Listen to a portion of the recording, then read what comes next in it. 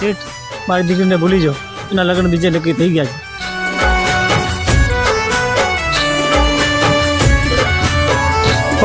એને મળવાની આશાથી છુટકારો લઈએ, હો એને મળવાની આશાથી છુટકારો લઈએ, નીકળે જે આંસુ આંખથી હવે એને લૂછી લઈએ, દિલ ક્યાં સુધી આમ રડશું, હવે એની યાદોથી ગુજારો કરી લઈએ. હો ટુકડા થયા જે દિલના એને વેણી લઈશું, દર્દો થાશે ઘણા હવે એને સહી લઈશું, ટુકડા થયા